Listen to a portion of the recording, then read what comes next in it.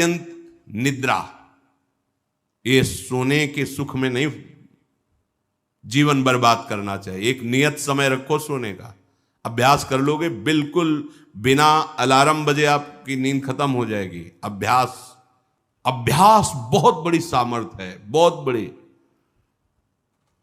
अगर नींद लेने का आपने अभ्यास बना लिया है तो ये आपके जीवन को नष्ट करने का बहुत बड़ा साधन बन गया। कुछ लोगों को सोने में सुख मिलता है कि सोते रहो। भैया कमाने आए हो, बड़ी मुश्किल से पास बना है इस भारत भूमि में तुम्हारे जन्म हुआ, मनुष्य होने में कुछ दिन के बाद ये सब खींच लिया जाएगा। सोने में समय क्यों बर्बाद कर रहे हो? कमाओ, सत आचरण करो, समाज को सुख पहुंचाओ, नाम जप करो, बड़े बुजुर्गों को सुख पहुंचाओ, किसी को दुख ना पहुंचाओ। ये कमाई कर लो। कमाई करने आए हो या तुम्हारा कुछ नहीं, कुछ नहीं, ना था ना है न रहेगा। होश में तुम्हें जो पद मिला है, जो सामग्री मिली, जो जीवन मिला है, लगा दो पर सुख में और निरंतर भजन करते हुए जीवन मुक्त हो जाओ। क्योंकि स्वसुख में पाप बने हैं तो तत्सुख में समस्त पापों पर विजय प्राप्त कर लो। पर समझ नहीं आता। हर समय हमें सावधान रहना है। एक समय नींद को देना है, उचित दे लो, क्योंकि आप साधक हो, उचित दे लो। इसके बाद इससे शत्रु की तरह बर्ताव करो। अभ्यास बहुत बड़ी ताकत है, बहुत बड़ी ताकत। ये कोई सिद्धि नहीं, अभ्यास। आपने यदि अभ्यास किया है, नींद का आदर किया है, तो आप ऐसे भी हैं। साधकों के सामने ही बताया था उन्होंने कि मुझे बस भोजन पवा दो तो मैं सो जाऊंगा, फिर भोजन पाऊंगा, फिर सो जाऊंगा। मेरा अभ्यास इतना दृढ़ है। वह धन्य है आपका जीवन जो ऐसा अभ्यास सिद्ध कर लिया है। अरे बर्बाद करने के लिए सोना थोड़ी है। तो यहां कह रहे हैं अति निद्रा, उचित निद्रा आवश्यक है। जब तक शरीर भाव में साधना हो रही तो जरूरी है। और ईर्ष्या, दूसरे की बढ़ोतरी देखकर जो ईर्ष्या होती है, जो जलन होती है, ये उपासक को उपासना में बढ़ने नहीं देती। इसको संभालिए। एक ही उपाय है, जिस पे ईर्ष्या हो भगवत भाव कर लो। प्रभु मैं आपको जान नहीं पा रहा हूं, फिर भी मेरे अंदर में आपके प्रति, आपके ही प्रति है, क्योंकि आप ही हैं ना। प्रभु मेरा सुधार कर दो, बहुत जल्दी सुधार हो जाएगा। मोह, भले परिवार में रह रहे हो, पर इतनी तो बात समझ लो, ना वो तुम्हारे हैं ना तुम उनके हो। ये तुम्हें समझ में भले ना हो, पर डाल लो। सुत बनितादि जान स्वार्थ रत, ना करू नेह सभी ते, अंत ही तो ही तजेंगे पामर, तू न तजय बहीते। जैसे आप स्टेशन में होते हो तो किसी से मोह थोड़ी करते हो। बैठे हैं सब आसपास, कोई चाय पी रहा है, कोई हंसी मजाक कर रहा है, बातें कर रहे हैं, सब मिलान हो रहा है। गाड़ी आई, किसी से कोई मतलब नहीं, अपनी गाड़ी में। ऐसे ही जैसे प्याऊ में हम खड़े हैं, भीड़ है, पानी पिया, चल दिया। ऐसे ही आपको समय मिला है 70 वर्ष, 80 वर्ष, 100 वर्ष, उन जनों के बीच में रहकर अपनी गाड़ी का इंतजार करो और भगवत प्राप्ति करके अपने परम धाम जाओ। पर अगर नहीं समझ पाए तो ये माया ऐसा लगती, मेरा पुत्र, मेरी पत्नी, मेरा परिवार, मैं, पूरा समय चला जाता है। फिर जिनको तुमने मैं करके अब वो अंतिम समय दिखाई देता है, कोई अपना नहीं, कोई अपना नहीं। अभी मतलब आप तो अपने ही घेरे में हैं, जैसे अपने लोग भ्रमण किए तो देखा है। रो रहे हैं, उनके परिवार वाले उनसे बात भी नहीं करते। अवस्था ऐसी है कि डंडा के सहारे 2-4 कदम चल सकते हैं। वस्त्र मल से कौन साफ करे उनका। ऐसी, ये नहीं कि वो किसी एक की बात हो, ये स्वार्थी संसार कोई किसी का नहीं। तो हम ये नहीं कहते कि भाग जाओ, हम ये कहते उन्हीं के बीच में रहकर उनके हृदय में विराजमान प्रभु से अनुराग करो, ना कि देह से। देह एक सीमित समय वाला है, तुम्हारा भी और उनका भी छूटेगा। भगवत भाव करके खूब प्रेम करो, खूब सेवा सबकी करो। भगवत भाव विहीन आसक्ति तुम्हारे पतन का कारण बन जाएगी, जिसे मोह कहते हैं। मोह सकल व्याधिन कर मूला, ये मूल है, ये बहुत दुख देने वाला है। तृष्णा, भोगे हुए भोग को बार बार भोगने की इच्छा का नाम तृष्णा। ये डाइन है, इसे शास्त्रों में कहा गया है, ये डाइन है, कभी आघाती नहीं है। ये तृष्णा रूपी डाइन सबके हृदय में बैठी है। हर भोग को बहुत बार भोगा फिर भी भोगने की चाह, इसी का नाम तृष्णा है। और कायरता, जो नहीं होना चाहिए उसमें बहुत उत्साहित है, जो करना चाहिए, जो होना चाहिए उसमें, उसे कायरता कहते हैं। ये कायरता साधक में अगर है तो परमार्थ विहीन कर देगी। दूसरों के गुणों में दोष देखना और निंदा करना, द्वादशैते महादोषा, ये महान दोष है। धृतराष्ट्र जी से कह रहे सनत सुजात जी, इन्हीं दोषों के कारण हृदय में बैठे हुए भगवान का साक्षात्कार नहीं होता। ये प्राणों का नाश करने वाले, ये प्रज्ञा का नाश करने वाले, ज्ञान नेत्रों को ये ढक देने वाले दोष हैं। शोक, क्रोध, लोभ, काम, मान, अत्यंत निद्रा, ईर्ष्या, मोह, तृष्णा, कायरता, गुणों में दोष देखना और निंदा करना, ये 12 महान दोष साधक की साधना का नाश करने वाले हैं। भगवत अनुभव इन्हीं के कारण नहीं हो पाता। भगवान हृदय में है पर हमें अनुभव क्यों नहीं होता? इन 12 दोषों के कारण। राजेंद्र, जो लोलुप पुरुष, क्रूर कर्म करने वाला, कठोर वाणी बोलने वाला, कृपण स्वभाव वाला, मन ही मन दूसरों के प्रति जलने वाला और अपनी प्रशंसा करने वाला है, वो निश्चय ही भगवत मार्ग में नहीं चल पाता है, भगवत मार्ग का वर्ण नहीं कर पाता है। जो संभोग में मन लगाने वाला, हृदय में विषमता रखने वाला, अत्यंत अभिमानी स्वभाव वाला, दान दे करके जलन करने वाला, मैंने क्यों दे दिया, दान देकर जलन करने वाला, आत्म श्लाघा करने वाला और असमर्थ होकर अपनी बड़ाई, लंबी लंबी बातें करने वाला, ऐसा पुरुष भी परमार्थ पर चलने की योग्यता खो देता है। सच्ची हो या झूठी, निंदा करनी ही नहीं है। सद वा परिवादो ब्रह्मणस्य ना सस्यते नरक प्रतिष्ठास्ते वही शूर एवं कुर्वते जनाहा। बोले इसमें क्या, मैंने देखा ऐसा ऐसा ऐसा, तो शास्त्र कह रहा है कि तुम देखो भगवान को, सर्वम खलमिदम ब्रह्म ने नानास्ति किंचित, देखा तुमने? सत्य वस्तु को तो देखा नहीं। तो कह रहे सद वा परिवादो, झूठी हो या सच्ची, किसी की भी निंदा नहीं करनी। बोले हम तो सत्य बोलेंगे, तो सत्य को जाना तुम, सत्य एक है, सच्चिदानंद में है, उसको जाना। अगर उसको नहीं जाना तो तुम झूठे तो हो ही, तुम्हारी हर बात झूठी है। बोले नहीं, हम सत्य बोलते हैं, हमने जो देखा। तुम क्या देखा? जो देखना चाहिए वो देख पाए, जो नहीं देखना चाहिए वो देख पाए, तो तुम तो झूठा देख रहे हो, झूठा बोल रहे हो। सद वा परिवादो, बात सच्ची हो या झूठी, यदि वो किसी की निंदा है तो नहीं करना है। अगर करते हो तो नरक प्रतिष्ठास्ते वही स्यूर एवं कुर्वते जनाहा, निश्चित उसे नरक की प्राप्ति होती। ये सनत सुजात जी महापुरुष बोल रहे हैं। जो बहुत बकवाद करने वाला है, दूसरों के दोषों का वर्णन करने वाला है और धन का दुरुपयोग करने वाला है, प्राणियों को कष्ट पहुंचाने वाला है, ऐसे आचरण वालों को देख करके प्रणाम मन से करके दूरी बनाओ। इनका संग नहीं करना चाहिए। इसलिए वो धन्य है जो सब प्रकार की कुचेष्टाओं का त्याग करके एकांत मन से भगवान श्री हरि की उपासना करते हैं। ना किसी से स्तुति, ना किसी से निंदा, ना किसी से राग, ना किसी से द्वेष।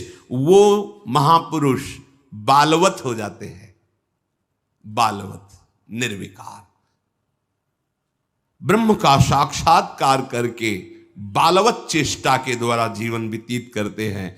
वेदों में इसी स्थिति को जीवन मुक्त अवस्था कहते हैं। हे राजन, सच्चिदानंद परब्रह्म की प्राप्ति ही इस जीवन का परम लक्ष्य है। जो इस लक्ष्य को निश्चित करके जो बताए हुए दोष हैं उनका त्याग करके, असाधनों का त्याग करके साधन में स्थित रहता है, निश्चित उसका स्वभाव बालवत। बड़े बड़े महापुरुषों को देखे एकदम निर्विकार, बालवत चेष्टा, बोधवान होते हुए भी अबोधवत चेष्टा। जैसे बच्चा न किसी से राग न किसी से द्वेष, खेल रहे स्वाभाव। जीवन मुक्त महापुरुष कर्ता और भोक्ता भाव से रहित होते हैं, कोई भी दोष उनका स्पर्श नहीं करता, वो जगत मंगल करते हैं। वही स्थिति अपने को प्राप्त करने का समय दिया गया है। दृढ़ स्थिति प्रभु आप नहीं नहीं नहीं, बहुत कृपा से ऐसी ऊंचाई पर आ गए जहां इन द्वंद्वों का प्रवेश नहीं, तो आप फिसलना नहीं, नहीं अब चूक नहीं, हर समय सावधान, सेवा सुमिरन सावधान, हर समय सावधान। एक सेकंड के लिए भी किसी इंद्रिय को छूट नहीं, धोखा पैदा कर देगी, भ्रम पैदा कर देगी, फिर पश्चाताप होगा। लोक चतुर्दश बहुविधि भटक्यो, स्वार्थ लगी मैं हरि बिसरायो। 14 भुवनों में स्मृति जागृत है, जो भगवत साक्षात्कार करने की स्थिति है, उसमें ऐसी स्मृति सब दिख, जैसे काकभूषण जी कह रहे मुझे सब कल्पों का याद है। जिस समय अंतिम समय होता है जीव का, या जिस समय गर्भ में होता है, दोनों स्थितियों में, गर्भ में उसे बहुत जन्मों की याद आती है, तो वो व्याकुल हो जाता है। ऐसे ऐसे कर्म उनके परिणाम से इस गर्भ में एक बार प्रभु एक बार मुझे निकाल दो, मैं जाकर के मानव देह में ऐसे सत्कर्म करूंगा, ऐसा भजन करूंगा कि दोबारा मां के गर्भ में ना आना पड़े। जब अंतिम समय होता है तो जितने इस जन्म में दुष्कर्म या सत्कर्म के सब सामने घेर लेते हैं, बहुत जन्मों के कर्म संस्कार छा जाते हैं, और जो उसको योनि मिलनी होती है वही चित्त अटक जाता है। आगे बहुत सावधान, बहुत सावधान। कह रहे हरिराम व्यास जी, 14 लोकों में घूम कर मेरी स्मृति इस समय जागृत, 14 लोकों में घूमा हूं, हर जगह सुख भोग की लालसा में हरि का विस्मरण ही होता रहा। हरि का स्मरण कब होता है अखंड? जब लौकिक सुखों की भोगों की चाह खत्म हो जाती है। होगी कैसे? भगवान नाम जप से। हरि का विस्मरण कब होता है? जब किसी भी भोग में महत्व करके भोग रहे होगे, उस समय हरि, और अगर हरि स्मरण है तो उसमें सुख नहीं मिल सकता, क्योंकि सत्य प्रकाश तुम्हारे साथ है। इसीलिए बड़े भाग्यशाली जन हैं जो रात दिन नाम का पहरा बैठा लिए हैं। रात दिन नाम, उठे बैठे चले फिरे खाए पिए सब क्रियाएं हो रही, पर भगवत स्मरण परायण बड़े महत भाग्यशाली। ये जो लोग कहते हैं ना, अरे नाम में रुचि नहीं हो रही, नाम चल नहीं रहा, भाई सिद्ध तो नहीं हो गए ना। रुचि तो भोगों में है, अब नाम अरुचि पैदा करेगा भोगों में, फिर नाम में जब रुचि आएगी तो नामी का रूप झलकेगा। धैर्य पूर्वक जपिए। 14 भुवनों में घूम आया, इसी स्वार्थ ने सुख भोग की लालसा ने हरि विस्मरण कराया, हरि बिसरायो। करोड़ों ऐसे अपराध किए जन्म जन्मांतरों में, जिन्हें ब्रह्म हत्या कहते हैं, पंच महापाप कहे गए हैं। कैसी बुद्धि मलिन हो गई है कि इन पंच महापापों को हम मनोरंजन समझते हैं, सुख का साधन समझते हैं। मदिरा पीना, पर स्त्री गमन करना, द्वित कीड़ा, हिंसा, स्वर्ण चोरी, ये 5 महापाप कहे। बोले हम तो हिंसा नहीं करते, अगर मांस खाते हो तो हिंसक ही हो, वही दंड मिलेगा जो हिंसा करने वाले को मिला है।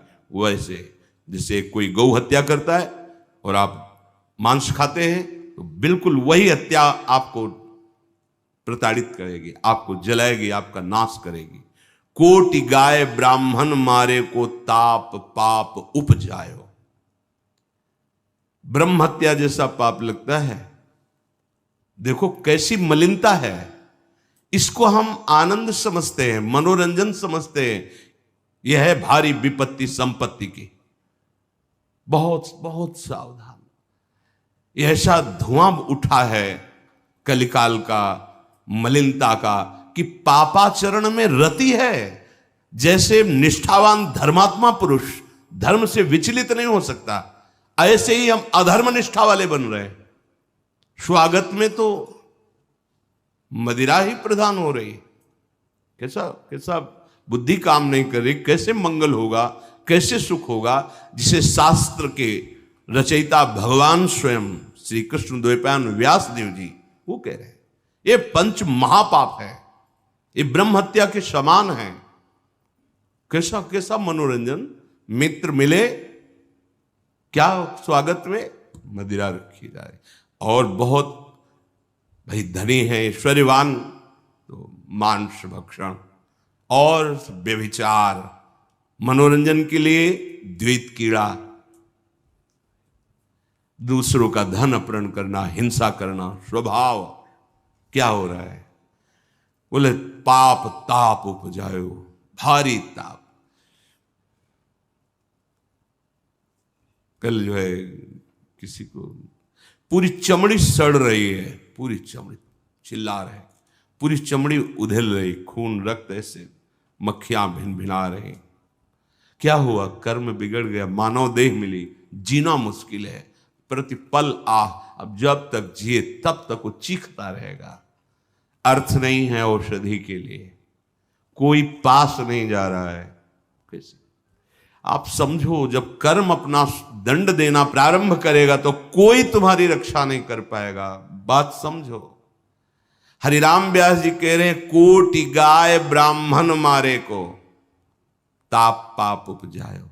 आप देश विदेश घूम रहे, आप मांस भक्षण कर रहे हैं, क्या आपको ये जानकारी है कि विधर्मियों ने तलवार की नोक पर उसको पवाने की चेष्टा करते थे तो गर्दन कटवा लेते थे जन, पर उसको कभी जवान पे नहीं रखा, ऐसे चीर दिए गए, स्वीकार कर लिया, पर उन्होंने उसको आज तुम पैसे देके खाते हो, तुम जानकारी करते हो कि जो तुम देश विदेश ऐसे घूम रहे हो, गर्दन उतरवाना स्वीकार कर लिया पर चखा नहीं। आज तुम्हारी बुद्धि इतनी भ्रष्ट है कि तुम पैसा देकर उसे खाते हो और अपने को मनुष्य कहते हो, अपने को जो जो भी नाम दो कि हम ये सनातनी, हम ये धर्म में चलने वाले। आप क्या, सनातन भगवान का नाम है, भगवान का नाम सनातन है। तुम भगवान के हो तो भगवान की आज्ञा का पालन करो, तुम्हारे लिए जो बना हुआ आहार है उसे आप पाओ, धर्म पूर्वक चलो। महापाप हम हर्षित होकर करते हैं, बातें बड़ी बड़ी ज्ञान वैराग्य बड़ी उन्नति की बातें करते हैं, और हमारे आचरण कैसे होते हैं। सुधार करो भाई, सुधार कर लो। अगर आपको ये मानव देह मिला है तो संभाल कर लो, नहीं कितनी योनियों में भटकना पड़ेगा अभी पता नहीं। अज्ञान के कारण लगता है देख लेंगे, कुछ नहीं। सावधान हो जाओ। यदि आप जिस पशु का मांस खाते हैं उसी पशु की हत्या का आपको पूर्ण दंड मिलेगा। यानी कि मैं खरीद लाता हूं, मैं कोई हत्या तो नहीं करता, लेकिन आप पा रहे हैं ना, तो वही पाप आपको लगेगा, वही। कर्ता प्रेरक अनुमोदन।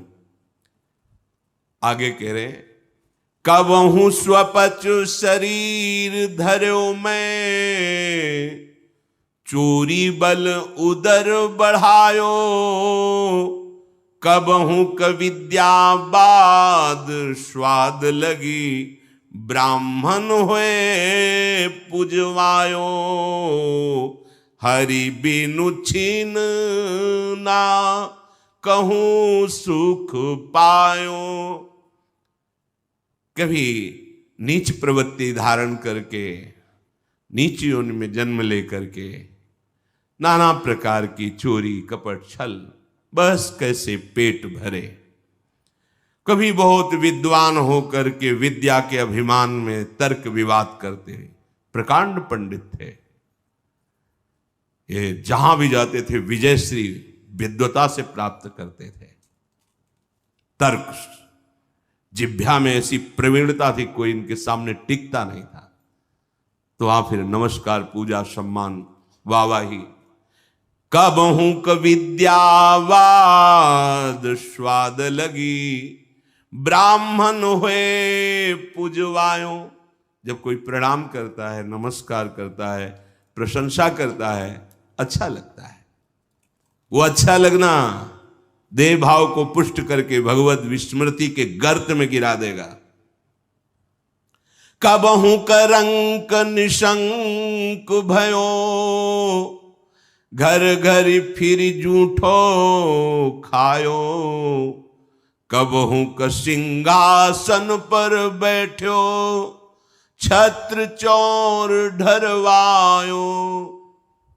कभी तो इतनी गरीबी देखी है, कभी किसी योनि में ये देखा कि राजा बन गया, छत्र चौर बड़ा वैभव, लेकिन उधर गरीबी में भूख से व्याकुल होकर भगवत स्मृति रहित जीवन गया।